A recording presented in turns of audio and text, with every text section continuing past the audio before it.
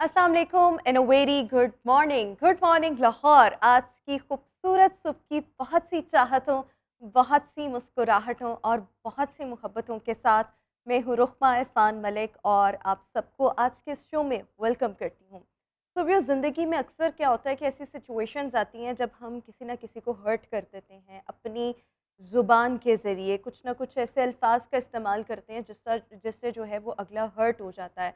और ऑब्वियसली जब अगला हर्ट होता है सो वो बहुत बुरा फ़ील करता है। लेकिन हम ये काम कर रहे होते हैं या तो इंटेंशनली या अनइंटेंशनली। लेकिन जो हम किसी को नुकसान पहुंचा रहे होते हैं या जो हम किसी को अज़ियत दे रहे होते हैं अपने अल्फाज के ज़रिए, वो बहुत ज़्यादा गहरी होती है। और ये भी कहा जाता है कि जो तलवार का घाव होता है वो इतना डीप नहीं होता, वो इतना ज़ोर से नहीं लगता जितना आपके अल्फाज का घाव जो है वो तकलीफ़ दे सकता है किसी को भी। सो ज़िंदगी में कोशिश ये करनी चाहिए कि लोगों के लिए आसानियाँ पैदा करें।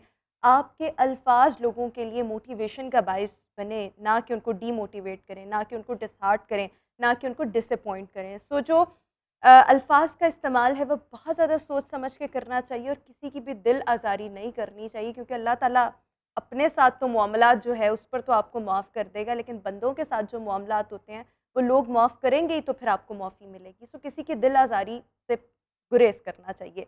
With this message we have to move forward और आज के शो की हाइलाइट्स आपके साथ शेयर करना चाहूँगी। सबसे पहले आज शो में हमने बात करनी है ब्लड प्रेशर के लिए योगा कितना फ़ायदेमंद है। इसके साथ-साथ हम बात करेंगे पाकिस्तान और यूरोप के दरमियान मौजूदा तजारती ताल्लुकात और रुझानात क्या हैं और हालिया बरसों में क्या इनिशिएटिव्स लिए गए और इससे पाकिस्तान को क्या फ़ायदा हुआ है।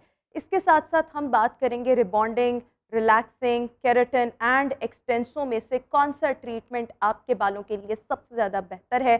फिर हम मज़ीद आगे चलते हुए आज बात करेंगे मुआशी बहरान और माली बदहाली कम्युनिटीज़ की ज़हनी सेहत को कैसे मुतासर कर रही है। और आखिर में सालाना महंगाई में 37.33% इजाफा हुआ है। डॉलर में कमी के बावजूद महंगाई कम नहीं हो सकी, इसकी क्या वजह है। Right now we are having health and fitness segment जिसमें हमने बात करनी है ब्लड प्रेशर पर। जब हम ब्लड प्रेशर की बात करते हैं तो नॉर्मली हाई ब्लड प्रेशर का ताल्लुक जो है वो आपकी डाइट के साथ होता है, आपके लाइफ़स्टाइल के साथ होता है, आपके जीन्स के साथ होता है, या तो आप बहुत ज़्यादा नमक अपनी खुराक में इस्तेमाल कर रहे हैं। मल्टीपल इसके रीज़न्स होते हैं और आजकल अगर हम देखें तो हमें बहुत ज़्यादा लोग ऐसे मिल रहे होते हैं जो ब्लड प्रेशर, जिनको हाई ब्लड प्रेशर का मसला होता है, और अक्सर ऐसे लोग होते हैं जिनको स्ट्रेस, डिप्रेशन, एंग्ज़ायटी की वजह से भी उनका ब्लड प्रेशर जो है वो रेज़ कर रहा होता है। सो येस, योगा आपके ब्लड प्रेशर को किस हद तक मेंटेन कर सकता है, कितना फ़ायदेमंद हो सकता है, कितना कंट्रोल कर सकता है, इस पर हमने आज बात करनी है।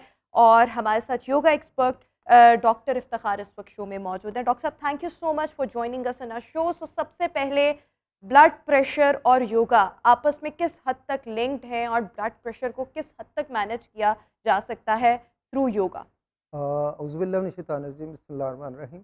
बहुत अच्छी आपने शुरुआत की, बहुत चीज़ें आपके सवाल में ही बहुत सारे जवाब शामिल थे। इसमें मैं देख रहा था कि हमारी डाइट जो है वो इसमें बिल्कुल प्राइमरी रोल अदा करती है।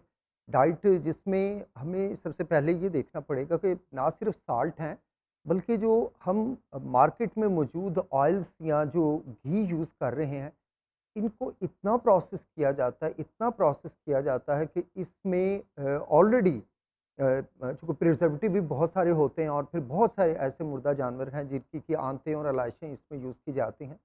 तो इसके अंदर और इसको इतना इसकी जो स्मेल है उसको मारने के लिए इतना ज़्यादा इसे रिट्रीट किया जाता है कि ये कार्सिनोजेनिक हो जाता है। I mean it has the ability to cause cancer in human beings, जो हुँ, कि बहुत तेज़ी से लेवल बढ़ता चला जा रहा है। इसके सही। अलावा इसमें ट्रांस फैट्स होते हैं, एल्डिहाइड्स होते हैं, जो अगेन आपकी हार्ट की वॉल्स पे और आपकी ब्लड वेसल्स की ल्यूमन यानी अंदरूनी सतह जो होती है उसके ऊपर ये चर्बीले चिकनाई वाले मादे ये तय-ब-तय लगना शुरू हो जाते हुँ, हैं।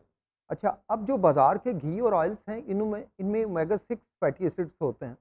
अच्छा, ये जो है बॉडी के अंदर जाके एक तरह का इन्फ्लेमेशन क्रिएट करते हैं और ये एक जो ऑक्सीडेटिव स्ट्रेस इनकी वजह से डेवलप होता है, क्योंकि आपकी जो हार्ट की वॉल और ल्यूमन जो है आपकी वेसल्स की जहाँ से ब्लड ने गुजरना है, उस पे तय-ब-तय जब ये जमना शुरू हो जाते हैं, तो फिर इसमें से ब्लड को गुजरने के लिए काफ़ी मुश्किल पेश आती लेकिन है। देखिए ओमेगा 6 या ओमेगा 3 की हम बात करें तो हमारी बॉडी के लिए तो ज़रूरी भी है, फ़ायदा भी होता है, लेकिन आप बात करें एक्सेस की या अगर हम एक बैड सोर्स से लें, लेट्स सपोज़ अगर हमें ये चीज़ें मिल रही हैं किसी नॉन हेल्दी चीज़ से जो बिल्कुल अनहेल्दी है, तो उसका क्या हमारी बॉडी पे नेगेटिव असर होगा? बिल्कुल, देखें ये जैसे मैं बता रहा था ओमेगा 6 और 9 जो है वो आपको इन कमर्शियल पैक्स में मिलेंगे। हुँ, टीवी पे बहुत ही या मीडिया पे गलत बताया जाता है कि ये हेल्थ के लिए है, ये इंतहाई हेल्थ हैज़र्ड्स हैं, बहुत ज़्यादा। तो इसके लिए एक चीज़ है कि आपको नेचुरल ऑयल्स और नेचुरल घी की तरफ आना पड़ेगा। नेचुरल ऑयल क्या है? आपका सरसों का तेल, जो कि मैं समझता हूँ कि सबसे बेहतर है हुँ, अप्रोच के लिहाज से। अदरवाइज़ इसके अलावा आप यूज़ कर सकते हैं कोकोनट ऑयल और या फिर यूज़ कर सकते हैं ये हमारा मस्टर्ड ऑयल, सरसों का तेल जैसे मैंने सरसों कहा, का तेल। या घी, देसी घी, ठीक है? इन ऑलिव ऑयल भी बहुत इस्तेमाल ऑलिव घरों ऑयल में को होता है। इनफैक्ट गार्निश करना चाहिए जब आप उसको हंडिया पकाने में प्रेशर देते हैं, बहुत ज़्यादा हीट देते हैं तो वो इफ़ेक्ट होता है। अच्छा, उसमें भी तो 2 तरह के ऑलिव ऑयल होते हैं ना, एक पोमेस होता है, एक वर्जिन होता है। सो वो जो एक्चुअली वर्जिन है, वो एक्स्ट्रा वर्जिन जो है, एक्स्ट्रा वो वर्जिन बहुत कहते हैं कि सीज़निंग में इस्तेमाल करना चाहिए, बट कुकिंग एग्ज़ैक्टली जो है, वो हम पोमेस में कर सकते हैं। नहीं, कुकिंग के लिए वो इतना अच्छा नहीं है। वो ठीक असल है। में कुकिंग या एडिबल नहीं है। हुँ। उसके लिए मैंने बताया ना आपके पास चॉइस है, देसी घी सबसे अच्छा है, या फिर आपका मस्टर्ड ऑयल सरसों का तेल है, या फिर कोकोनट ऑयल है। ये 3 ऑयल ऐसे हैं अच्छा, कि मेरे जिसमें अपने आप घर बना में बाय सकते द हैं। वे मस्टर्ड ऑयल में खाना बनता है वेरी और नाइस, अगर गुड। अच्छे तरीके से बना हो, तो उसमें पता ही नहीं लगता कि आप किस घी में या किस ऑयल में आप खाना खा रहे हैं। लेकिन coconut very oil true. I have never tried it. मुझे लगता है कि वो ज़रा उसकी हीक वगैरह ज़्यादा होगी। बिल्कुल भी हीक नहीं है, बिल्कुल भी हीक नहीं है। आप हुँ। उसको ट्राई कीजिए। तो ब्लड प्रेशर की हम बात कर रहे थे। ये डाइट है जो कि ज़रूरतमंद है। इसके अलावा चूँकि हम बहुत ही एक एफ्लुएंट सोसाइटी में चले गए, एफ्लुएंट इन अ सेंस कि हम जो डाइट ले रहे हैं वो बड़ी हाई कार्ब डाइट है। मतलब हुँ। हमें ये अब बताया गया है या हमारे साथ ये प्रॉब्लम है कि हम दौड़-दौड़ के फ़ास्ट फूड्स में या बड़ी-बड़ी फूड चेन्स में जाते हैं। वहाँ जो भी हम मँगवाएँ, वो हमारे साथ जो है कोल्ड ड्रिंक्स वग़ैरह होती हैं। अब ये इंतहाई हाई कार्ब हैं। ये हाई कार्ब्स जो हैं वो तेज़ी से कन्वर्ट होते हैं बैड फैट्स में हुँ। और आपके ये गुड कोलेस्ट्रॉल को डिप्लीट करते हैं, बैड कोलेस्ट्रॉल को ये एम्पावर करते हैं और वहाँ से ब्लड प्रेशर आना शुरू हो जाता है। दूसरा एक सोसाइटी में हमारे साथ ये है कि हम बहुत ज़्यादा प्री ऑक्यूपाइड रहना शुरू हो गए हैं।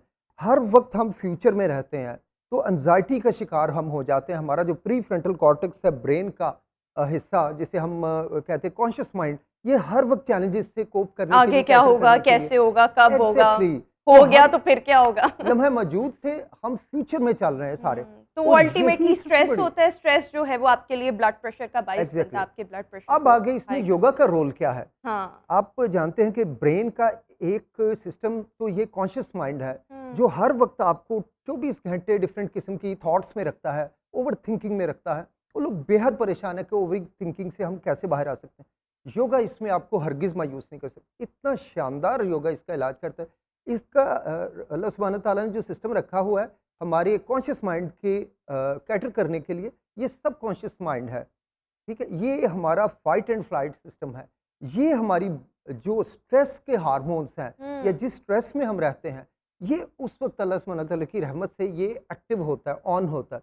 लेकिन ये किन लोगों में होता है, जो उसके लिए थोड़ी-सी स्ट्रगल करते हैं। ख़ास तौर पे जो योगा में जो लोग आते हैं, उनको ये समझाया जाता है कि कैसे आपने ओवरथिंकिंग से आना है, कैसे आपने फ्यूचर से प्रेज़ेंट लेकिन में इसके आना है। लिए देखें, योगा तो ओवरऑल हमारी वेल-बीइंग के लिए बहुत अच्छा है, हमारी ज़हनी सेहत के लिए, हमारी इमोशनल हेल्थ के लिए, हमारी फिज़िकल वेल-बीइंग के लिए। तो जी, इसमें मेरे ख़्याल में yoga is a holistic approach, इसमें सब कुछ नो आ डाउट, जाता है। No doubt. लेकिन इसके लिए हमने योगा करना कैसे है? किस वक़्त जी, पर करना है? ये ये बहुत अच्छी चीज़ें बहुत मैटर करती हैं। खाली पेट करना है, खाना खा के करना है?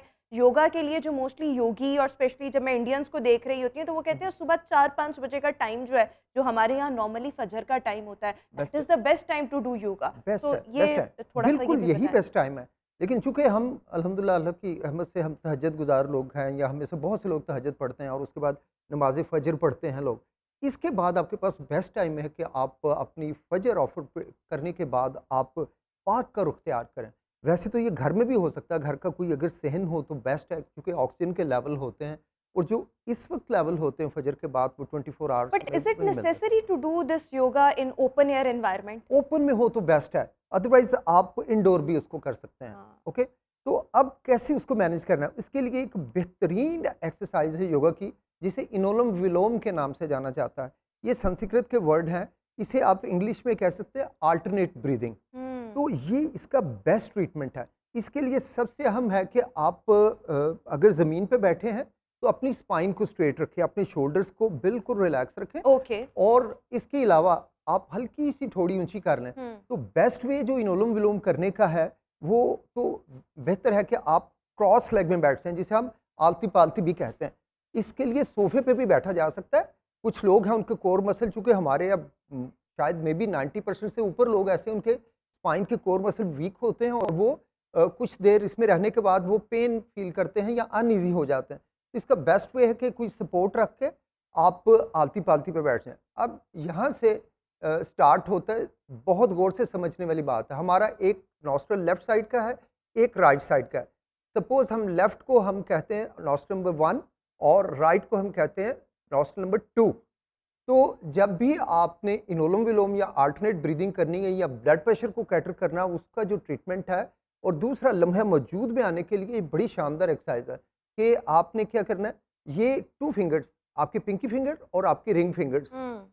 इनको एक साइड पे स्टैंडिंग पोजीशन पे रख लेना है और अपने राइट थंब से पहले 2 नंबर नॉस्ट्रल को आपने क्लोज कर देना है, राइट वाली को। ओके, अब लेफ्ट वाली से आपने इनहेल करना है। मैं हाथ जब ऊपर की तरफ लाऊंगा, इसका मतलब मैं इनहेल कर रहा हूँ। ठीक है, तो मैं 3 गिनने तक, 1 2 3, 3 गिनने तक मैं इनहेल करूंगा और अपनी डीप बैली ब्रीदिंग करूंगा, यानी बिल्कुल नीचे तक, पेट तक हवा आएगी। अब देखिएगा, ये देखिए मेरी इन्फ्लेट हो गई है बैली। अब रिंग फिंगर के इस्तेमाल से मैंने लेफ्ट से जो इनहेल किया, इसे क्लोज कर लेना है। राइट से थंब को हटा के जो मैंने लेफ्ट से 3 गिनने तक इनहेल किया है, उसको डबल टाइम में राइट साइड से एक्सहेल कर देना है। तो मैं दिल में गिनूंगा 6 और साथ में सांस को निकालता जाऊंगा, और जो जो सांस निकलेगी पेट बिल्कुल अंदर चला जाएगा। देखिए मेरी बैली और डीप इसमें डीप फ्लेट इन्हेल हो। जो है वो लेफ्ट से ही करना है और एक्सहेल राइट से ही जी करना जी, है। राइट से। अच्छा, जब आप राइट से एक्सहेल कर चुके हैं डबल टाइम में, तो अगेन आपने राइट से वापस उसको इनहेल करना है। 2 से अब दोबारा वापस करेंगे इनहेल। ये मेरी बैली अगेन इन्फ्लेट हो गई। अब थंब से 2 को क्लोज कर देना है, फर्स्ट को ओपन करना है और डबल टाइम में एक्सहेल करना है। और जैसे ही सांस यहां से आउट हो जाएगी, आपने अगेन इसको इनहेल कर लेना है, फर्स्ट से क्लोज किया, राइट ओपन किया, डबल टाइम में आउट किया एक्सहेल से सांस को।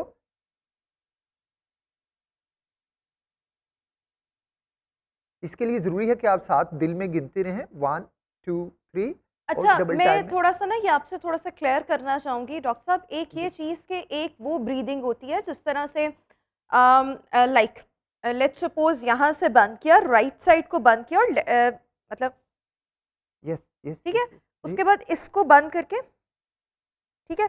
फिर जब दोबारा भी करना है तो इन्हेल इधर से ही नहीं करना नहीं है, नहीं, लेफ्ट से जहां करना है, से एक्सहेल हुआ है वहां से वापस इनहेल करना है। ठीक है। लेकिन ये वो ब्रीदिंग कौन-सी है जिसकी मैं बात कर रही हूँ? I think I am actually mixing these आप 2। मिक्स कर गई हैं चीज़ों हाँ, को। ओके, ऑलवेज आपने लेफ्ट से इनहेल करना है। लेफ्ट की जो नॉस्ट्रल है, ये आपकी मून से कनेक्टेड है। मून जो है, ये एक ठंडक वाला इफेक्ट रखता है। जो मून है ठंडक वाला इफेक्ट रखता है, और राइट नॉस्ट्रल जो है वो हमारी कनेक्टेड है हमारे सन से। ठीक तो है। ये ऑलवेज आपका के लिए एक हीट पैदा करता है। आप जब भी देखेंगे कि आप इनहेल एक्सहेल करके देख लें कि लेफ्ट साइड से जो भी सांस आएगी वो कूल होगी, ठंडी होगी, और राइट नॉस्ट्रल से जो भी आएगी ये थोड़ी-सी वार्म होगी। बिल्कुल ठीक हो गया। इसको कहते हैं एनालोम-विलोम, इनोलम विलोम, इनोलम-विलोम। विलोम। और फिर इसमें क्या करना है कि हमने लेफ्ट साइड से इन्हेल करना है, राइट साइड से एक्सहेल एक्सहेल करना है, करना फिर दोबारा राइट साइड से इन्हेल और लेफ्ट से एक्सहेल, है, लेफ्ट मतलब से एक्सहेल, रिपीट करना बिल्कुल है। ठीक जिधर है, से आप एक्सहेल कर रहे हैं फिर उधर से इन्हेल भी बेस्ट करना है। है। तो अगर एक आपने इनहेल किया, इसको राइट से एक्सहेल किया, फिर राइट से इनहेल किया, लेफ्ट से एक्सहेल किया, तो ये आपकी 1 ब्रीदिंग गिनी जाएगी, 1 ब्रीदिंग। इस तरह की at a time finger tip पे वो करते रहे मार्क। एटलीस्ट एक सिटिंग में आपको 10 टाइम्स 10 करनी है। ओके, और इसमें 2-3 चीज़ों का ध्यान रखना है। एक तो आपके लिप्स क्लोज़ हों, आइज़ क्लोज़ हों और मेक श्योर कि आपकी स्पाइन स्ट्रेट है। आपने कभी भी कुब निकाल के नहीं बैठना, आप बिल्कुल रोल होके नहीं बैठना। हल्की सी चिन ऐसे बिल्कुल होगी और जहाँ आपको इनर सेंस हो कि आपकी स्पाइन बिल्कुल स्ट्रेट है और आपके शोल्डर्स बिल्कुल अच्छा, इसमें रिलैक्स है। पीछे सपोर्ट रखना ज़रूरी है या अगर आप वैसे भी मैनेज कर सकते हैं देन यू अगर कैन ये सिट? देखिए, ये बेस्ट वे है और अगर चूँकि मैंने बताया ना 90 से 95% या मे बी इससे भी ज़्यादा लोग हैं, जो जब ज़मीन पे बैठना पड़ता है तो थोड़ी-थोड़ी देर बाद अपने पोस्चर्स को चेंज करते रहते हैं या ढूँढते हैं कि भई हमें कोई पीछे सपोर्ट मिल बट जाए। I think 10 times would be easier, आप 10 इस दफ़ा आसानी से कर सकते हैं। और एग्ज़ैक्टली। जब आप मेरे ख़्याल में फ़जर के टाइम उठें, आपकी जो बेस्ट मेडिटेशन या बेस्ट योगा होता है वो हुँ, आपका हुँ। प्रेयर मैट पे, जाए नमाज़ पर बैठ के बेस्ट है, होता बेस्ट है। है। अच्छा, जब आप ये ब्रीदिंग करेंगी तो आप फ़ील करेंगी कि आप मेंटली बेहद रिलैक्स हो रहे हैं हुँ। और आप फ्यूचर से बिल्कुल पास्ट से निकल के बिल्कुल प्रेज़ेंट प्रेज़ेंट में आ मोमेंट पे रहे आ हैं, गया। सो ठीक है? अल्टीमेटली आपके ब्लड प्रेशर लेवल्स को मेंटेन रखेगा। इसका मेंटेन बेस्ट रखेगा। टाइम क्या है? सुबह के वक़्त करने हाँ, का। सु लेकिन और देखें बहुत से लोग नहीं उठते या मल्टीपल रीज़न्स होते हैं ना, सो ये कब-कब किया जा सकता है? कितनी दफ़ा करना है? ये चीज़ें कितनी ज़रूरी हैं, कितनी इम्पोर्टेंट जी। हैं? अच्छा, ये बहुत बेहतर है, बहुत ही अच्छा है कि अगर आप पाँचों नमाज़ों के बाद 10 टाइम इसको कर लिया करें। इसमें हार्डली आपके 5-6 मिनट लगेंगे हुँ। और आप सारा दिन बहुत काम एंड कूल रहेंगे, ओके? ब्लड प्रेशर को शूट करने का मौका ही नहीं मिलेगा। स्टार्ट में आपके जो न्यूरॉन्स हैं, वो हर वक़्त उसमें रह के ना ये फ्यूचर में रह के और हर वक़्त के इंतशारात से गुज़रते हुए नेगेटिव एनर्जी के साथ जो चलते हैं ना, तो स्टार्ट में इस चीज़ के आदी नहीं होंगे। लेकिन यूँ-यूँ दिन गुज़रेंगे, आपके नर्व्स जो है ना, वो कूल डाउन होने शुरू हो जाएँगे। फिर आपके गिर्द फ़र्ज़ करें कि कोई पैनिक की सूरत हाल भी होगी, आप इतने पुरसुकून रहेंगे कि बिल्कुल भी आपको किसी चीज़ का कोई इफ़ेक्ट नहीं होगा। हुँ। और ये योगा का प्रॉमिस है कि ये लाइफ में ये चीज़ें लेके आता है। इसके साथ 1-2 चीज़ें मैं और भी बताना चाहूँगा जो कि लोगों के लिए बड़ी हेल्पफुल होंगी।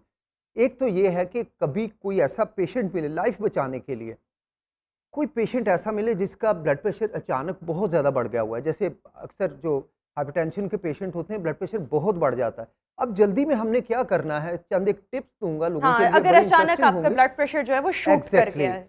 जब भी आप फ़ील करें ब्लड प्रेशर नोट किया कि पेशेंट बहुत ज़्यादा ब्लड प्रेशर चढ़ गया और वो कई मर्तबा पेशेंट बिल्कुल बेहोश हो जाता है। तो जब भी ऐसी कोई कंडीशन हो तो कोशिश करें थोड़ी-सी गोला सा बना लें रुई का, कॉटन का और उसकी राइट नॉस्ट्रिल के अंदर इंसर्ट कर दें, हुँ। ठीक है? यानी मकसद हमारा ये है कि वो सिर्फ़ कूल साइड से इन्हेल करे और यहाँ पे नॉस्ट्रिल उसकी राइट नॉस्ट्रिल में डाल के उसको नीचे अगर वो फ़र्ज़ करें बेहोश है, अभी होश नहीं है फ़र्ज़ करें उसे, तो राइट रुई सी बनाएँ, राइट नॉस्ट्रिल क्लोज़ करके उसको हल्की सी राइट साइड पे करवट दे दें।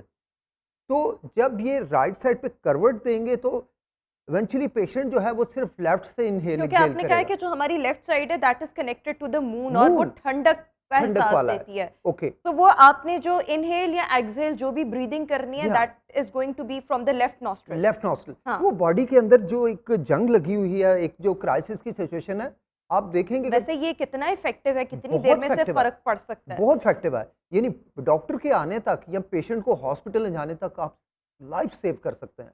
राइट को ये क्लोज तो कर दें, बड़ी अच्छी एक बहुत रेमेडी है, ज़बरदस्त है। योगा टेक्नीक है कि अगर आप हाई ब्लड प्रेशर का शिकार हैं और अभी आपको कुछ नहीं मिल रहा है, हुँ, सो बजाय इसके कि आप दवाइयों पर जाएँ, तो एक दफ़ा ट्राई करके देखें कि इसके क्या रिज़ल्ट्स होते हैं। लेकिन जी, डॉक्टर इफ्तिखार तो कह रहे हैं कि ये बहुत ज़्यादा इफ़ेक्टिव बहुत है। इफेक्टिव है। हाँ। एक और चीज़ मैं और बताना मेरे ख्याल चाहूँगा। में ये डेली भी किया जा सकता है क्योंकि बिल्कुल, आपको ज़्यादा फ़र्क तब पड़ता है जब आप ऐसी चीज़ों को, ऐसी टेक्निक्स को अपनी डेली रूटीन का हिस्सा बनाएँ। जब ज़रूरत पड़ी तब कर लिया, ये वो उतना फ़ाक़ा नहीं देगा जितना आप अपने लाइफ़स्टाइल में चेंजेस करके ऐसे ही उसको मॉडिफ़ाई ऑब्वियसली, करके ऑब्वियसली, चीज़ों ऑब्वियसली। को बेहतर कर हाँ, सकते हैं। एक और चीज़ है, बहुत ज़रूरी है।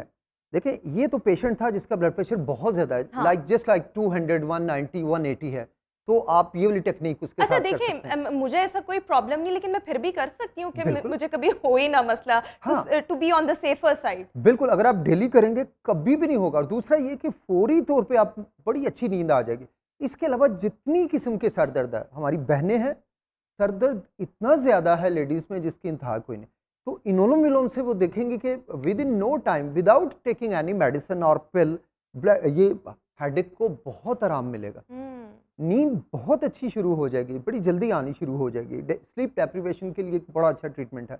और थर्ड मैं टेक्निक बताना चाहूँ कि जिन लोगों का ब्लड प्रेशर बढ़ा रहता है, उन्हें क्या करना है, ये पिंकी फिंगर दोनों हाथों की, पिंकी फिंगर और जो सबसे बड़ी वाली सेंटर वाली फिंगर, इसके ऊपर ये जो कपड़े टाँगने वाली चिटकियाँ हैं, अगर फर्ज करें ब्लड प्रेशर 160, 170 या 180 इस तरह ऊपर जा रहा है, तो कपड़े जिनसे हम कपड़ों को टाँगते हैं, वो पिंकी फिंगर में दोनों हाथों पे और आपकी मिडल फिंगर पे दोनों हाथों पे उस चिटकी को लगा दें नाखून के ऊपर।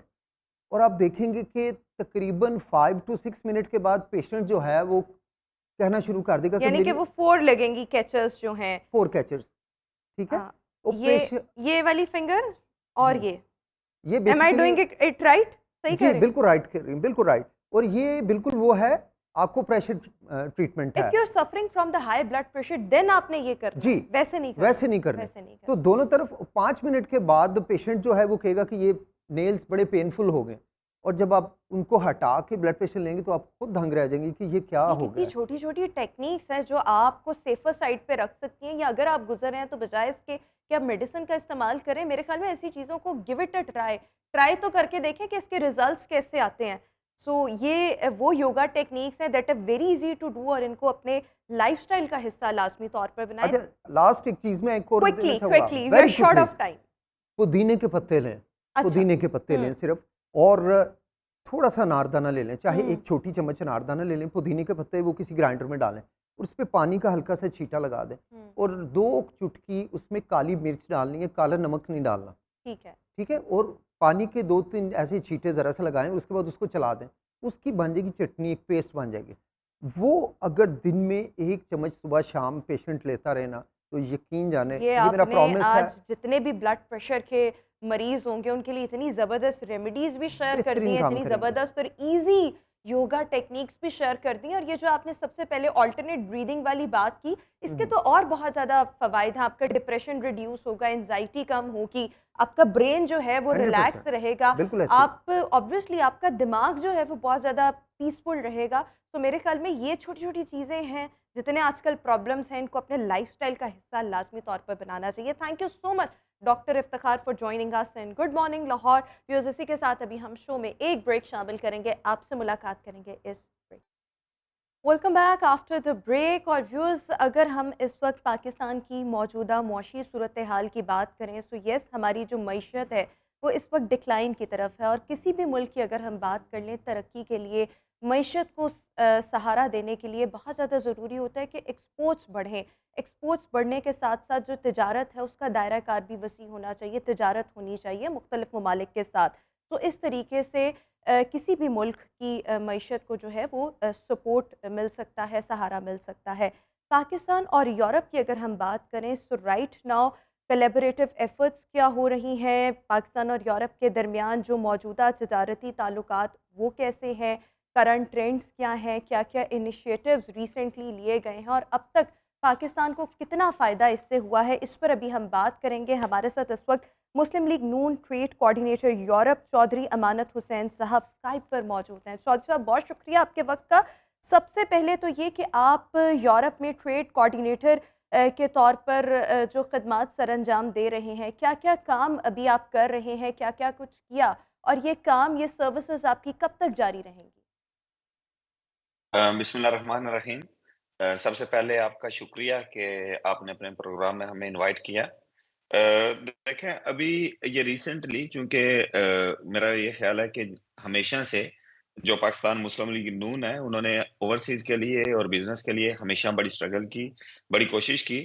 और ये अभी रिसेंटली यानी कि 10 दिन तकरीबन हुए, नोटिफ़िकेशन जो मियाँ नवाज़ शरीफ साहब ने और इसहाक़ डार साहब ने, यूके में मेरी उनसे मुलाकात हुई, और उसके ऊपर उन्होंने हमें एक प्रॉपर रिस्पॉन्सिबिलिटी दी कि आप जो यूरोप के ट्रेड है, उसके फ़रोग़ के लिए आप काम करें, और आप कोऑर्डिनेट जो है वो पूरे यूरोप को वहाँ पे करें। तो बेसिकली हमारा जो ये ट्रेड का जो काम है, मैं थोड़ा-सा आपको ये बता दूँ कि मेरा चूँकि स्पेन से तल्लुक है, और हमारे पास तकरीबन 100 प्लस सुपरमार्केट्स जो चेन है, एक यहाँ की स्पेनिश चेन, उनके हम नंबर 1 फ्रेंचाइज़र भी हैं, और अपने हमारे स्टोर भी हैं यहाँ पे। और यही इन्वेस्टमेंट हमने पाकिस्तान में भी एक बड़े लेवल पे की, लाहौर, मुल्तान, गुजरांवाला, झेलम जैसे बड़े सिटीज़ में। लेकिन बदकिस्मती से हमें काफ़ी हर्डल्स भी आईं, कोविड भी बीच में आ गया और वो चीज़ें वो उस तरह नहीं चल सकीं जो हमारा प्लान था। तो उसमें काफ़ी डिफ़िकल्ट भी थी, कुछ गवर्नमेंट की तरफ से थी और कुछ जो है वो वहाँ पे उदारों की। और जब हमने स्टार्ट किया तो हमें भी काफ़ी मुश्किल्स आईं। तो उसी के लिए हमने कोशिश यही की कि अगर हमें जो चीज़ें जो हमने वहाँ पे फेस की, क्योंकि सही बात जो है वो पाकिस्तान में ओवरसीज़ के लिए, चाहे वो पाकिस्तानी ओवरसीज़ हों, चाहे यहाँ के स्पेनिश या यूरोपियन जो रहने वाले लोग हैं, उनको पाकिस्तान में अगर हम कहते हैं कि आके पाकिस्तान इन्वेस्टमेंट करें, तो वहाँ पे इदारे उतने सपोर्टेड नहीं है और उनके पता नहीं होता कि कैसे काम किया जाए। क्योंकि सही। यूरोप में आप जब भी कोई इन्वेस्टमेंट करता है, तो आपको वन विंडो जो है वो हर चीज़ मिल जाती है, लेकिन पाकिस्तान में वो चीज़ नहीं होती। आपको कंपनी बनानी है तो आपको बड़े चक्करों में पड़ जाते हैं, आपने उस बिज़नेस को रन करना है, वो सारी चीज़ें जो हैं, वो आपको बड़ी मुश्किल उसमें आती हैं, बड़ी डिफ़िकल्ट होती हैं। तो उन्हीं सही। को रिज़ॉल्व करने के लिए हमारा ये जो प्लान है और जो हम ये काम कर रहे हैं, हम यही चाह रहे हैं कि इन्वेस्टर्स को यहाँ से एनकरेज की जाए पाकिस्तान में और पाकिस्तान से अपनी एक्सपोर्ट को जो है वो बढ़ाया जाए वहाँ से। बिल्कुल ठीक हो गया। आपने तो ये मेंशन कर दिया अपनी कॉन्वर्सेशन के दौरान कि किस तरह से पाकिस्तान में आपको हर्डल्स जो थे वो पेश आए। लेकिन जब हम बिज़नेस की बात करते हैं तो बिज़नेस को लेकर स्पेन में कैसे ट्रेंड्स इस वक़्त चल रहे हैं? और अगर हम यूरोप की बात करें सो वहाँ पर बिज़नेसमैन आकर किस तरह से अपना जो इन्वेस्टमेंट है वो कर सकते हैं, अपना बिज़नेस रन कर सकते हैं? और फिर उसमें हर बिज़नेस के सक्सेस रेट भी होता है ना, तो सक्सेस रेट यहाँ पर कैसा है एज़ कम्पेयर टू पाकिस्तान? देखें जी, जब हम पाकिस्तान से यहाँ पे आए, बल्कि जितने भी हमारे बहुत सारे ऐसे दोस्त, बहुत सारे ऐसे ओवरसीज़ पाकिस्तानी हैं, जो पाकिस्तान से खाली हाथ आते हैं और यहाँ पे आके मेहनत करते हैं और उस मेहनत का जो है वो फल और अजर ज़रूर मिलता है। जो भी स्ट्रगल यहाँ पे यूरोपियन जैसे मुल्क्स में करता है, वो लाज़मी तरक्की करता है। और इसी तरह देखिए यूरोप में आप आपको एक छोटी-सी एग्ज़ाम्पल देता हूँ, जो हमारी बदकिस्मती से हमारे पाकिस्तान में वो चीज़ें उस तरीके से नहीं होती। यूरोप में जब भी कोई भी बंदा, चाहे वो यहाँ का लोकल हो, चाहे ओवरसीज़ हो, जब भी आप इन्वेस्टमेंट करते हैं, तो नई कंपनी को पहले 2 साल में काफ़ी फैसिलिटीज़ दी जाती हैं। फ़र्ज़ करें आपका 5% इनकम टैक्स जो एनुअली आप डिक्लेयर करते हैं, तो यहाँ पे भी 25 है, लेकिन पहले 2 साल जो है वो 15% लिया जाता है, ताकि जो बिज़नेसमैन है वो थोड़ी अपनी ग्रोथ कर ले और थर्ड ईयर जाके जब वो डिक्लेयर कर रहे हैं तो उसकी नॉर्मल जो उसके बनते हैं, टैक्सेस बनते हैं, वो दिए जाएँ। लेकिन पाकिस्तान में ऐसा नहीं है और इसी तरह आप जब भी वैट की बात करते हैं, जब एक बंदा नई इन्वेस्टमेंट करता है, तो उसके काफ़ी अखराजात होते हैं, बिल्स होते हैं, उनके ऊपर उसने वैट पे किया होता है। तो यहाँ पे वो कम्पेन्सेशन का ऑप्शन देते हैं कि आपने जो भी उस पे वैट दिया है, दुनिया में यही होता है कि वो वैट को आप 100% कम्पेन्सेट कर लें, अपने पहले जब आप डिक्लेरेशंस करते हैं उनके अंदर। जबकि पाकिस्तान में ऐसे नहीं होता। पाकिस्तान में आप 100% जो है वो डिक्लेरेशन नहीं कर सकते। क्यों? क्योंकि वो कहते हैं जी आप कुछ परसेंट हमें देते जाएँ, जब आपकी कंपनी जो है वो ग्रोथ कर जाएगी तो ये फिर हम आपको आस्ता-आस्ता रिटर्न इसको करेंगे। तो चीज़ें जो हैं, और उसके अलावा देखें हम जो बेसिक हमारा कोऑर्डिनेशन जो हमारा जो काम है, हमारा यही काम है कि हम पूरे यूरोप में जो भी ना सिर्फ स्पेन की हम बात कर रहे हैं बल्कि हुँ। इस वक़्त 16 कंट्री जो हैं, अभी हमारी मियाँ साहब से जब मुलाकात हुई और उसको हमारी जो डायरेक्ट रिपोर्टिंग होगी, जो हमारे इसकी का जो कायज़ होंगे, वो जो है वो मियाँ साहब को हम रिपोर्टिंग करेंगे और उनसे हमने यही कहा था कि आपके साथ हमारी एक एक्सेस जो है, वो डायरेक्ट एक्सेस होनी चाहिए। ना हो कि बाद में हम जो है वो अच्छा ये आगे-पीछे जो देखें, है ये जो वापस अभी आपने करते रहें कहा कि और जिस आप तरह तक से पहुँच ना ट्रेड सकें। को प्रमोट किया जा रहा है, तकरीबन 19 के करीब ये जितनी भी कंट्रीज़ हैं यूरोप की, ट्रेड जी। को प्रमोट करने के लिए पाकिस्तान और यूरोपियन कंट्रीज़ के दौरान प्रमोट करने के लिए आपके पास क्या रोड मैप है, क्या प्लान है? और फिर उस पर इम्प्लीमेंटेशन के क्या स्टेप्स होंगे? मैं आपको थोड़ा-सा अपना हम बता दें कि हम बेसिकली मैंने अभी आपको बताया कि जी, अभी जी। हम तकरीबन 10 दिन से हमें ये जो रिस्पॉन्सिबिलिटी है वो मिली है और इस हुँ। 10 दिन के अंदर अब हमने 16 कंट्रीज़ के अंदर जहाँ-जहाँ पे भी जो हमारे मुस्लिम लीग नून के सदूर हैं और इसके अलावा जहाँ-जहाँ पे हमारे जो यूरोप में कॉन्टैक्ट्स हैं, जो हमें लगता है कि ये जो बंदे हैं वो काम करेंगे। अब पहले प्रोसेस में हम ये कर रहे हैं कि पूरे यूरोप में एक-एक जो प्रेज़िडेंट हमारे इसके ट्रेड के अकॉर्डिंग होगा, एक प्रेज़िडेंट बनाएँगे और उस प्रेज़िडेंट के बाद फिर वो प्रेज़िडेंट जो है अपने 20 मेंबर की जो है एक पूरी जो जमात होगी वो बनाएँगे, 20 मेंबर की एक टीम होगी और वो हर यूरोप में हर एक की क्योंकि हर देखिए हर जगह पे आपको डिफरेंट बिज़नेस की अपॉर्च्युनिटीज़ होंगी, डिफरेंट चीज़ें जो है वो यहाँ से बिज़नेसमैन को वहाँ पे भेजना और वहाँ से पाकिस्तान की जो रिक्वायरमेंट्स होंगी यहाँ पे चीज़ों की, वो डिफरेंट होंगी।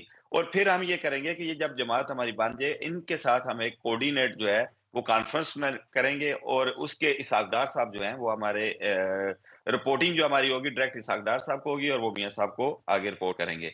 तो उसमें ये हम करें हमारा जो प्लान ये है कि यहाँ से जो हमारे बिज़नेसमैन हैं ओवरसीज़ बिज़नेसमैन हों, चाहे जो लोकल यहाँ के यूरोपियन बाशिंदे हों, हमारा मकसद यही है कि उनको फैसिलिटीज़ देना, उनको वहाँ के कम से कम उनको ये पता हो कि जब भी हमने इन्वेस्टमेंट करनी है, तो कौन से उनको कॉन्टैक्ट्स हैं, वो प्रोवाइड करना ताकि वो उनकी वहाँ पे पाकिस्तान में गाइड कर सकें और जिस-जिस शोबे में हमारी रिक्वायरमेंट्स हैं, जिस-जिस शोबे में ज़रूरत है हमारे पाकिस्तान में इन्वेस्टमेंट की, वो वहाँ पे कर सकें। अच्छा, और एक इसी और तरह चीज़ जो है देखिए, शोबे इसमें जी, बड़े मैटर करते हैं, सेक्टर्स के कहाँ पर इन्वेस्टमेंट जी, की ज़रूरत है, कुछ चीज़ों में ट्रू, पोटेंशियल ज़्यादा होता है। तो जब हम यूरोपियन कंट्रीज़ की बात करते हैं, पाकिस्तान से यहाँ यूरोपियन कंट्रीज़ में कुछ एक्सपोर्ट करना या वहाँ से यहाँ कुछ आना, जब हम यूरोपियन कंट्रीज़ की बात करते हैं, तो पोटेंशियल किन सेक्टर्स में ज़्यादा है, जिससे पाकिस्तान की मईशत को भी अल्टीमेटली सहारा मिल सकता है? देखें 2 चीज़ें जो हैं वो आपके पाकिस्तान की इकोनॉमी या किसी भी कंट्री की मैटर करता है। एक आपकी एक्सपोर्ट्स जो हैं, वो मैक्सिमम होनी चाहिए और दूसरी जो है वो आपके कंट्री के अंदर इन्वेस्टमेंट्स आनी चाहिए। और यही 2 बेसिक हमारे टॉपिक्स हैं, लेकिन अब होता क्या है, आपको एक एग्ज़ाम्पल देते हैं कि एक बंदा इन्वेस्टमेंट जब तक उसको कॉन्फिडेंट नहीं होगा, जब तक वो सिक्योर नहीं होगा पाकिस्तान में, जब तक उसको ये नहीं पता कि जिस एरिया में वो इन्वेस्टमेंट कर रहा है, वो सिक्योर है, वहाँ पे कोई इसका नुकसान तो नहीं करेगा या वहाँ पे जो चीज़ें उसको रिक्वायर हैं, उसको बिज़नेस को स्टार्ट करने के लिए, तो बेसिकली ये हमारा काम है। हमारा काम एक ये है कि यहाँ से उनको इस चीज़ पे बताया जाए कि पाकिस्तान में ये अपॉर्च्युनिटीज़ हैं और दूसरा ये कि जब वो पाकिस्तान में इन्वेस्टमेंट करें और उन्हें वहाँ पे जो है किसी किस्म की कोई हर्डल्स ना आए, वहाँ पे उनको जो भी मुश्किलात आती हैं, तो उनको कैसे रिज़ॉल्व करना है, उनको ये प्लेटफ़ॉर्म दिया जाए और उसके साथ-साथ जब पाकिस्तान से हम एक्सपोर्ट की बात करते हैं, तो हमारा यही प्रोग्राम है कि हम लोगों को गाइड करें कि आप कौन से किस सेक्टर में जो है वो आप यहाँ पे एक्सपोर्ट कर सकते हैं और उसके साथ-साथ यहाँ की जो लोकल ओवरसीज़ हों, चाहे यहाँ के यूरोपियन हों, हम वहाँ से उनको ये भी सिक्योर करना है कि जो चीज़ आप वहाँ से पाकिस्तान से एक्सपोर्ट करेंगे, यहाँ पे इम्पोर्ट करते हैं यूरोप में, तो उसको सिक्योर भी किया जाए। एक एग्जांपल है कि जैसे एक फुटबॉल जो है सियालकोट से हमारा जो है फुटबॉल वो दुनिया में आपको भी पता है कि फेमस है। अब यहाँ पे जब वो फुटबॉल पहुँचता है और खुदा न खास्ता वो कंपनी जो वहाँ से भेजती है, वो मटेरियल नहीं भेजती और ये हमने देखा भी है, बहुत सारा होता है कि पहली दफ़ा बड़ा अच्छा मटेरियल आता है और सेकंड टाइम जो है वो क्वालिटी नहीं होती। फिर हुँ। यहाँ से जब वहाँ पे पाकिस्तान में क्लेम जाती है, वो कोर्ट्स में चली जाती है और वो बड़ी-बड़ी लंबी जो है वो प्रोसेस स्टार्ट होते हैं। प्रोसेस हो जाते हैं और वो फिर इन्वेस्टर जो है वो कहता है भाई मैं अब इधर जो है वो पाकिस्तान में इन्वेस्ट नहीं कर रहा, मैं किसी और कंट्री की तरफ से देखता हूँ।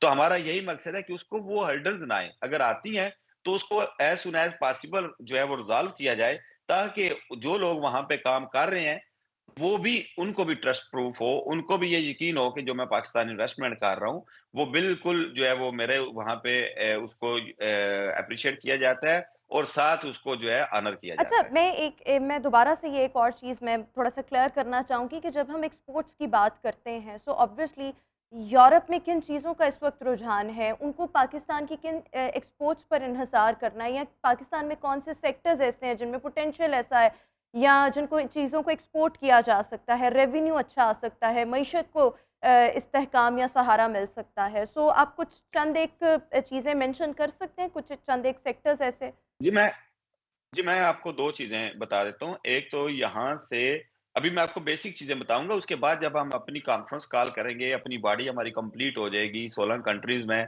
और वहाँ के जो कंट्रीज़ के जो-जो इश्यूज़ आएँगे, उन इश्यूज़ के ऊपर भी फिर हम उसको और एक्सटेंड करेंगे। लेकिन अभी आपको शॉर्ट सी थोड़ी-सी चीज़ें बता दूँ। फॉर एग्ज़ाम्पल अब हमारे यहाँ पे सेक्टर जो है वो सुपर मार्केट्स का है।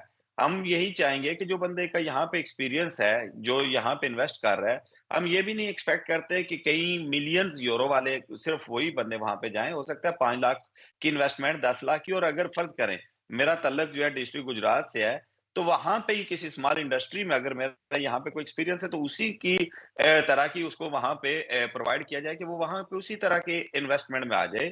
और जिस-जिस शोबे में यहाँ से आप वहाँ पे जाते हैं पाकिस्तान में इन्वेस्ट के लिए, फॉर एग्जांपल सोलर जो है, इस वक़्त हमारा इलेक्ट्रिसिटी का हमेशा से इश्यू होता है, और सोलर के ऊपर अगर यहाँ से स्पेन बहुत बड़ा परफेक्ट है सोलर प्लेट्स में, सोलर की चीज़ों में, तो ये चीज़ें जो हैं वहाँ पे वो जाके भी इन्वेस्ट कर सकते हैं। और उसके साथ पाकिस्तान से, देखिए पाकिस्तान से बहुत सारी चीज़ें आ रही हैं। हमारे फूड में, हुँ। हमारा गारमेंट्स में स्पेशली आप देखेंगे गारमेंट्स जो है कभी दुनिया का नंबर 1 पाकिस्तान से जो है वो इम्पोर्ट किया जाता था दुनिया की हर जगह पे। अब बदकिस्मती से लोग जो हैं वो दूसरी कंट्रीज़ की तरफ जा रहे हैं, क्योंकि हमारे इलेक्ट्रिक का इश्यू है, हमारे वहाँ पे कुछ और इश्यूज़ हैं, जिनकी वजह से लोग जो हैं वो दूसरी तरफ जा रहे हैं। यही वो चीज़ें हैं जिनको हम सिक्योर करना चाह रहे हैं। हम ये चाह रहे हैं कि पाकिस्तान से फॉर एग्ज़ाम्पल फूड आता है, यहाँ पे हमारी ओवरसीज़ कंज़म्पशन बहुत सारी होती हैं। पाकिस्तान से गारमेंट्स का चीज़ें आती हैं, और इसी तरह की जो हमारी चीज़ें होंगी पाकिस्तान से हर एक सेक्टर में हर बंदे को, फॉर एग्ज़ाम्पल हमारी सुपरमार्केट्स हैं, तो हम ये प्रेफ़र करेंगे कि पाकिस्तान के प्रोडक्ट्स को यूरोप में जो है वो इंट्रोड्यूस किया जाए, और इसी तरह बाकी दोस्तों को भी अच्छा, जहाँ एक पे ये कि जब उनको वो पाकिस्तानी लिंक्स कंपनीज़ चाहिए वो यूरोप प्रोवाइड की करें। मार्केट में दाखिल होंगी, इसके लिए कोई अहम चैलेंजेस हैं जिनको अभी आप हाइलाइट भी करना चाहें कि ये चैलेंजेस आ सकते हैं, लेकिन ऑब्वियसली चैलेंजेस के फिर जी। सॉल्यूशंस भी मौजूद होते हैं? जी, देखें मैं आपको एक चीज़ बता दूँ कि यहाँ पे बड़ा फ्रेंडली माहौल दिया गया, और यहाँ पे यूरोप ने जनवरी 2014 में एक जीएसपी प्लस के नाम से एक बनाया था कि जब भी उनका मकसद ये था कि जो भी कम इनकम वाले लोग कंट्रीज़ हैं, जो जिसमें पाकिस्तान भी ऐड हुआ, और हमने भी बड़ी स्ट्रगल की कि यहाँ की जो हमारे यूरोपियन पार्लियामेंट में स्पेनिश लोग भी जो यहाँ से जाके वहाँ पे बैठे हुए हैं, उनको भी हमने रिक्वेस्ट की कि भाई आप जो है पाकिस्तान के लिए वोटिंग करें, और पाकिस्तान जीएसपी प्लस का मेंबर है। तो उसका काम यही होता है कि जिनकी कम इनकम वाले कंट्रीज़ हैं, उनको रिलैक्सेशन दी जाए, उनके टैक्सेस में रिलैक्सेशन दी जाए, और ये जो चीज़ें हैं, पाकिस्तान उसका एक मेंबर है, और हम यही चाह रहे हैं कि जो लोग वहाँ से इम्पोर्ट यहाँ पे कर रहे हैं, तो इस तरह की जो भी चीज़ें होती हैं, हम उनको उनसे इन्फॉर्म करें, और उनको बताएँ कि ये चीज़ें यहाँ पे आपकी मौजूद है, और आप इनको यूटिलाइज़ करें।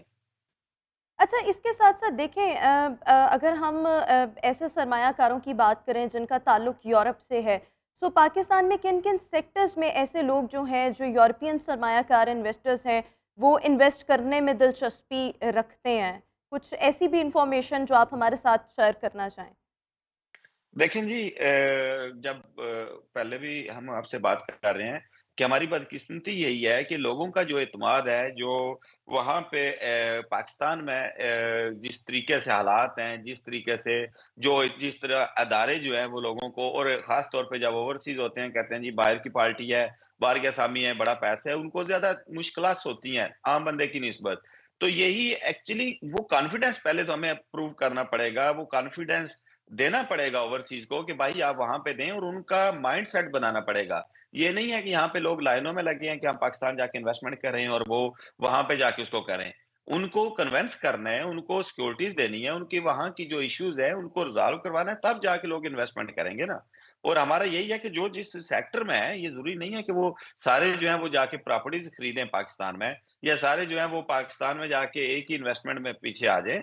हमारा यही है कि जो जिस साइड पे जिसकी एक्सपर्टीज़ है, जिस भी शोबा में, वो वहाँ पे उसी में जाके इन्वेस्टमेंट करें। बेशक अपने-अपने इलाका में जाके करें, इन्वेस्टमेंट करें। अच्छा, लास्ट लेकिन बट नॉट द मकसद सिर्फ़ लीस्ट, ये कोई है। एक पैगाम या कोई एक सजेशन, मशवरा आप ऐसे लोगों को देना चाहें जो यूरोप में अपना कारोबार करना चाहते हैं? जी, एक अगर आप थोड़ी-सी इजाज़त दें तो मैं एक चीज़ जो है ना वो ज़रूर कहूँगा जी, जी, कि बिल्कुल, देखें, बिल्कुल। हालाँकि बहुत सारी जमातें थी, मुस्लिम लीग नून पे हमारा ट्रस्ट इसलिए थोड़ा ज़्यादा बना, वो इसलिए कि इन्होंने हमेशा ओवरसीज़ के लिए बड़े काम किए। शहबाज़ शरीफ साहब ने ओवरसीज़ सेल बनाए, कमीशन्स बनाए, जहाँ पे हमारे जो ओवरसीज़ हैं, वह उनको वहाँ पे सपोर्ट मिलती है और स्पेशल उनकी एक रिक्वेस्ट सुनी जाती है। वो हर डिस्ट्रिक्ट में उन्होंने वहाँ पे एक सेल बना दिया ओवरसीज़ के लिए, जहाँ पे वो डायरेक्ट जाके वहाँ पे रिपोर्टिंग करे। इस तरह की चीज़ों की ज़रूरत है, इस तरह के कॉन्फिडेंस की ज़रूरत है और ख़ास तौर पे मैं समझता हूँ कि पार्लियामेंट में हमें जो है हमारी ओवरसीज़ की कुछ मखसूस नशिस्तें जो हैं, जिस तरह दूसरे मुल्कों में भी होती हैं, जिस तरह ख़वातीन की मखसूस नशिस्तें रखी जाती हैं, इस तरह अगर ओवरसीज़ की और वो ओवरसीज़ में से ही सिलेक्ट होके वहाँ पे जाएँ और वो अपने लोगों के लिए प्लेटफ़ॉर्म्स बनाएँ और सिक्योरिटीज़ दें बिल्कुल और ठीक। ये चीज़ें जो हैं और ज़्यादा इम्प्रूव होंगी। मेरा जो मशवरा होगा मेरे जो जितने भी हमारे पाकिस्तान में जो यहाँ पे इन्वेस्टमेंट करना चाह रहे हैं, उनसे यही है कि पा यहाँ पे यूरोपियन में बिल्कुल फेयर चीज़ें चलती हैं। बिल्कुल हुँ, जो भी बंदा जिसकी अगर कोई एक्सपर्टीज़ है और कोई भी स्पोर्ट्स जो है वो एक्सपोर्ट्स करना चाह रहे हैं चीज़ों को या यहाँ पे इन्वेस्टमेंट करना चाह रहे हैं, तो ये बड़ा सेफ और बड़े अच्छे कंट्रीज़ हैं यूरोप में, कहीं भी आके इन्वेस्टमेंट हो सकती है। एक्सपोर्ट्स के लिए है और इंशाल्लाह हम बहुत जल्दी जो है वो अपना हमारी अभी अल्लाह करे ये गवर्नमेंट आ जाए और इस गवर्नमेंट ने जैसे ही सेल बनाना है ओवरसीज़ के और ये गवर्नमेंट के ओवरसीज़ के काम के लिए और ये कोऑर्डिनेशन और अच्छा बिज़नेस देखिए, के लिए, ये मैं तो आपसे वैसे इंशाल्लाह हम अपनी एक प्लेटफ़ॉर्म जो ज़ाती है वो बनाएँगे इन्फॉर्मेशन के लिए इंशाल्लाह। सर एक और चीज़ मैं आपसे ये पूछना चाहूँगी, क्योंकि देखें बहुत से नए इन्वेस्टर्स भी मार्केट में आते हैं, बहुत से यंग बच्चे भी आजकल जो हैं वो बिज़नेस की तरफ आ रहे हैं। आप जैसे लोग क्या उनको कनेक्ट करवा सकते हैं, ब्रिज का रोल प्ले कर सकते हैं? अगर यहाँ से बिल लोग जो हैं वो वहाँ पर कनेक्ट होना चाहें यूरोपियन कंट्रीज़ में, ऑब्वियसली वहाँ से कोई क्लाइंट मिलेगा, फिर यहाँ से चीज़ें मैन्युफैक्चरिंग करवा के और फिर वहाँ पर भेजी जाएँ। तो आप क्या इस चीज़ को भी बैलेंस कर सकते हैं ताकि आप एक ब्रिज का किरदार अदा करें, यहाँ और वहाँ के लोगों को आपस में कनेक्ट करवाना? बहुत से लोगों के पास आइडियाज़ होते हैं, कॉन्टैक्ट्स नहीं होते। बेसिकली देखें यही तो मैं आपसे बात कर रहा हूँ कि जो हमारा बेसिक एम है, जो हमारा टॉप जो विज़न है वो यही है कि एक पुल ब्रिज का किरदार अदा करें हम यूरोप और पाकिस्तान में और जो भी इस तरह की इन्वेस्टमेंट है जो आपने बात की बड़ी परफेक्ट वो बात है क्योंकि हमारा मकसद ही यही है कि एक बंदा यहाँ से पाकिस्तान इन्वेस्टमेंट करना चाह रहा है तो उसे पता नहीं है कि वो किधर से स्टार्ट करे, किससे बात करे, क्या करे। और ऐसे ही है कि पाकिस्तान से जो यहाँ पे इन्वेस्टमेंट करना चाह रहे हैं, उन्हें नहीं पता कि वो किससे राब्ता करें, कैसे वो राब्ता करें। हमारा मेन मकसद ही यही लेकिन है कि देखें इसका लोगों मेन लोग विज़न आपको ही यही रीच है। आउट कैसे करें? आप तक पहुँचे कैसे? जी, वही मैं आपसे बात कर रहा हूँ ना कि देखिए हम मुस्लिम लीग नून की तरफ से लेकर इस वक़्त गवर्नमेंट तो नहीं है मुस्लिम लीग नून की। जैसे ही पावर में आती है, गवर्नमेंट आती है, तो हम जो है प्रॉपर इसका एक प्लेटफ़ॉर्म बनाएँगे, प्रॉपर कम्युनिकेशंस करेंगे, इसको प्रॉपर जो है वेब बनाएँगे, लोगों को इंशाल्लाह इसको आप जैसे आपने आज देखें आपने एक अच्छा इंसेंटिव दिया। आज आपने हमें एक प्रोग्राम में लिया जहाँ पे लोग जो सुन रहे हैं, कम से कम उन्हें ये पता चल जाएगा कि अब पाकिस्तान को और यूरोप को कनेक्ट करने के लिए कोई ना कोई काम जो है वो किए जा रहे हैं। बिल्कुल ठीक। बहुत शुक्रिया चौधरी अमानत हुसैन साहब हमारे साथ इस वक़्त स्काइप पर मौजूद थे। व्यूअर्स, इसी के साथ अभी हम शो में एक ब्रेक शामिल करेंगे। Will see you after this short break.